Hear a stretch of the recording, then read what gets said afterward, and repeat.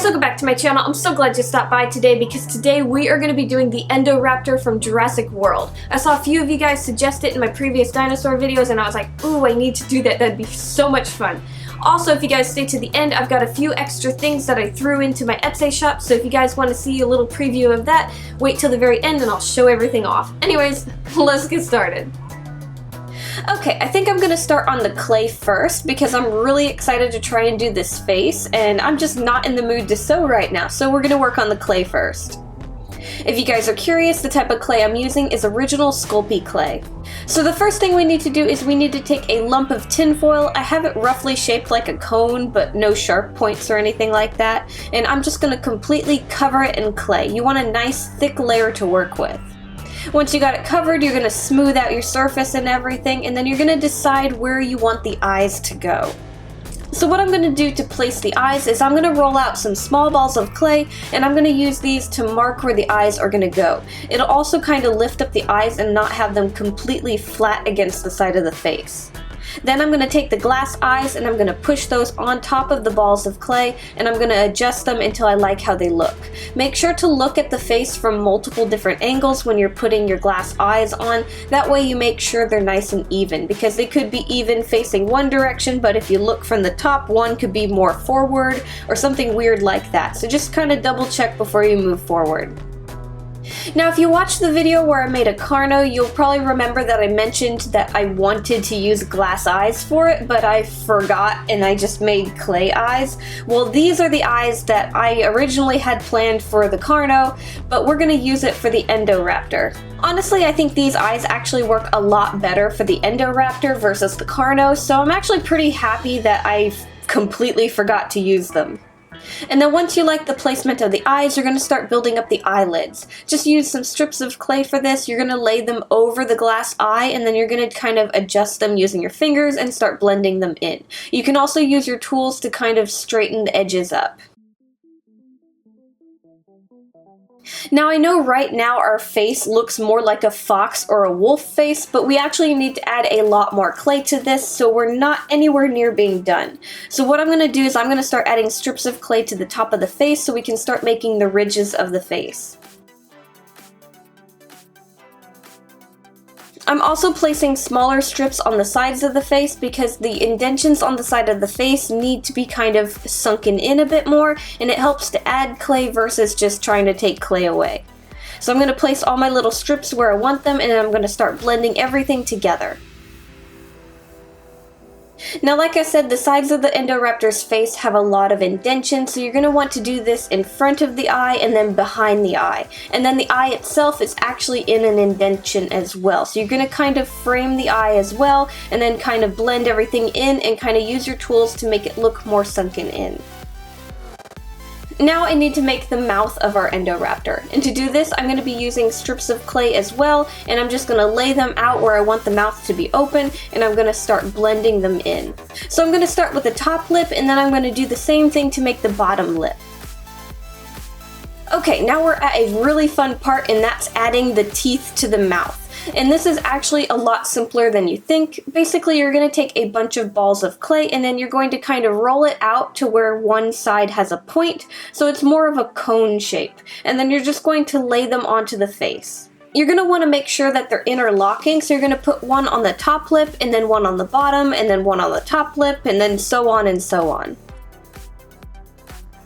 So what I did was I placed all of my teeth first, and then I came back around with one of my tools and I started straightening up the edges. That way it didn't look like they were just placed on top, they started actually blending into the face and looking like they came out of the gums, versus just resting on the lips.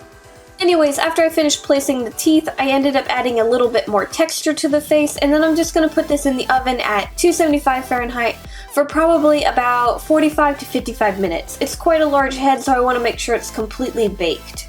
Now we're going to move on to making the clay feet for our raptor. Now when making the feet and the hands, they are very similar to just a normal raptor. The main difference I noticed was that the hands had thumbs, kind of, so there's actually 4 digits instead of 3. So for making the feet, I made these very simple wire frames, and we're going to start building the clay on top of these. The first thing we're going to do is we're going to make the claws for all the fingers and the toes. So what I'm doing is I'm rolling a nice cone of clay out, and I'm going to push it onto the end of each wire. I'm then going to use my fingers to just kind of shape it into the shape of a claw. I'm going to do this to all of the fingers and all of the toes, and then we're going to bake this for a little bit. I'm going to put it in the oven at 275 Fahrenheit for probably about 20 minutes, just long enough to harden all the claws. I'm doing this because I don't want to mess anything up, and it's just a lot easier to kind of bake in between steps than to worry about putting your finger somewhere you don't want it to be. Once you have your feet out of the oven and have cooled to touch, we're going to move on to doing the bottom of the feet. So for the bottom of the feet, I'm just making a bunch of ovals and balls, and I'm pushing them onto the wire where I want them. I'm then going to use my tools to kind of blend everything together, and my goal really is to just kind of make it look like the bottom of a finger or something. So it has the ridges and the little creases and everything, and it kind of looks like a paw pad, but not really. Remember, this thing is supposed to have scales and stuff like that, so you don't need it to be smooth or anything. It can be bumpy, so adding textures to it really helps it out. I actually found out one way to add texture onto something really easily is to use like a really bumpy washcloth or towel. So I'm just going to kind of push this texture of the towel into the clay. I'm going to get all the bottoms of the feet and hands all finished, and then we're going to bake it again for probably just another 30 minutes at 275 Fahrenheit. Once that's out of the oven again, we can start working on the final details, and that's going to be the tops of the hands and the tops of the feet. So for this, I'm going to roll out a bunch of clay balls, and I'm going to make scales. So how I'm going to make the scales, I really want to make a nice texture for it. So what I'm going to do is I'm going to push one of those clay balls on top of the finger or toe, and then I'm going to actually use my tools to separate it into 3 individual scales. It's actually a lot simpler than you think. You're just going to kind of push the lines, and then you're going to use your other tools to kind of round it off. And then once I have that done, I'm going to put another ball of clay on top of that, kind of overlapping, and then I'm going to do the same thing to that, and then I'm going to keep going until I get to the end of the finger or toe. And then once you're done adding scales to all the fingers, you're going to start adding larger and larger scales to the back of the hand. So you basically want the smaller scales to fade into larger scales until you get to the point where you're going to end up having fabric. So I'm going to do this to both of the hands and both of the feet, and then I'm going to put them in the oven for one final bake at 275 Fahrenheit, and this time it's probably going to be about 45 minutes, just to make sure everything locks together and is one solid clay piece. And then once all of the clay is out of the oven and is cooled, we can move on to painting everything. So the first bit of painting you're going to want to do is you're going to want to primer all of your clay pieces. So I'm going to use a very dark gray, and I'm going to go over all of my clay pieces. I'm going to let that dry, and then we can start adding some highlights, lowlights, and all the other details that we want to add. Now one thing that I want to do with my Indoraptor, and you don't have to do this if you don't want to, is I'm going to start using some purples in it. So yeah, what I'm doing right now is I'm darkening all the parts that are kind of caved in to create a nice shadow, and then I'm adding some purples and lighter grays to the more raised up part. This will give the illusion of shadows and highlights. And then just to add a little bit more purple to the face and to kind of lighten everything up because I found it was just kind of too dark, I'm going to use some lavender on the scales that are on the top of the head. I'm also going to use some white paint on it to kind of make more of a shine or more of a brighter highlight. I'm going to add a little bit more highlight here and there, and then I'm going to move on to painting the teeth a nice white color. Now these you might have to do a few layers of it just because you're painting a lighter color on top of a darker color. Now one thing you probably noticed was that I painted over my glass eyes, and that's perfectly okay because we can remove that paint later once everything is dried. And it's just going to be easier to just paint over them and then to scrape the paint off than it is to try and paint around them. So basically I'm going to use a kind of sharp tool, nothing sharp enough to scratch the glass, just sharp enough to get into the corners and everything, and then I'm just going to kind of peel up that paint. Now, I'm not sure all paint will work this way, so you want to be careful and possibly test things. So one thing I know is modeling paint won't come off of glass very easily at all, so don't use that on your glass eyes or your glass decorations or anything. But acrylic paint is kind of more of a latex texture, so you can kind of scratch it off really easily, and sometimes it just kind of peels off. Now, you do have to be careful not to peel it off of your clay parts. Okay, that's basically all the painting for the face. Now we just need to finish the feet, and then we can move on to making the body. So for the feet, I'm going to keep it pretty simple. I'm just going to add some highlights to the scales on the top of the feet and the hands. I'm going to lighten them up, maybe add some white highlights as well, and then I'm going to paint the claws black. After all of my clay pieces have dried from painting, I'm going to go over everything with a nice layer of resin to help protect the paint. So this is probably going to sit for like a day just to dry. And then while that's drying, we can work on the sewing for the body. Okay, so this is the pattern that I'm going to use to make our Indoraptor's body. Now this is actually the exact same pattern that I used to make our Carno. The only thing different was I changed the arm, so I made it a lot longer. Now if you want to make just a normal raptor using this pattern, I recommend just shortening the arms just a tiny bit. The Indoraptor has these really long front arms, and normal raptors just don't have that much length to their arm. And then just like the Carno, I'm using the same minky fabric, except the only thing difference is I'm using a gray and the Carno was kind of a darker green. Now because this fabric is kind of slippery and stretchy, I'm going to use my sewing machine to do the sewing. So that's why there's about a ½ an inch around my pattern. So the pieces of fabric you're going to need are a left and a right body piece, a belly piece and the inside parts of the arms and legs, and then a strip of fabric to go down the back of the Indoraptor, and we're going to actually decorate this a little bit more later. This is actually the exact same shape as the belly piece. So the first bit of sewing we're going to do is going to be sewing the legs and the arms. So we're going to sew down the front and the back of each one.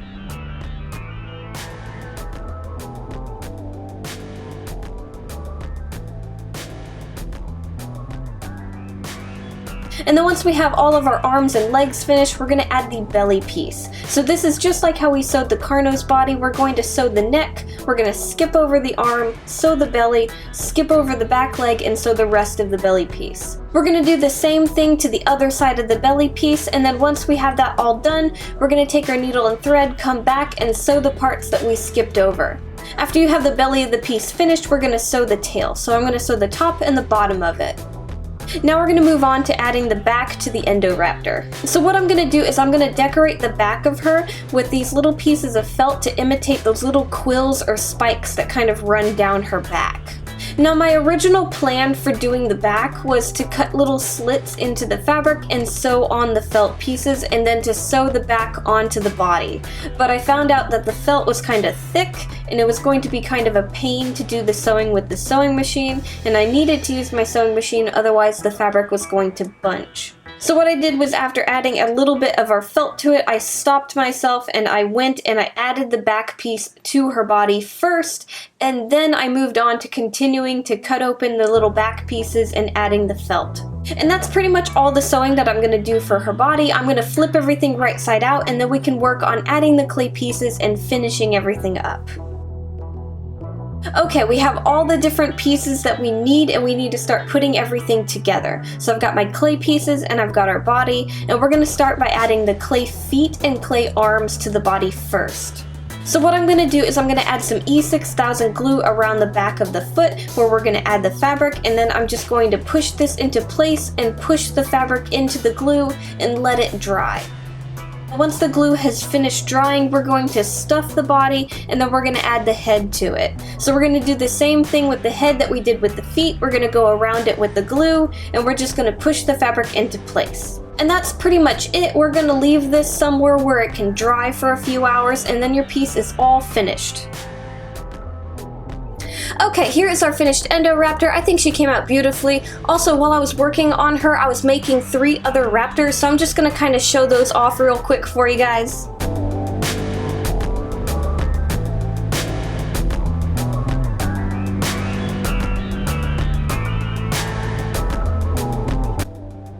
Okay, Okay guys, and that's how I did the Indoraptor from Jurassic World. I had so much fun. She's going to be in my Etsy shop along with a bunch of new raptor plushes that I made, so make sure to check the links down below for that if you want to buy anything. Anyways guys, thank you so much for watching. Make sure to like, subscribe, do all that fun stuff, and I'll see you guys next time. Bye!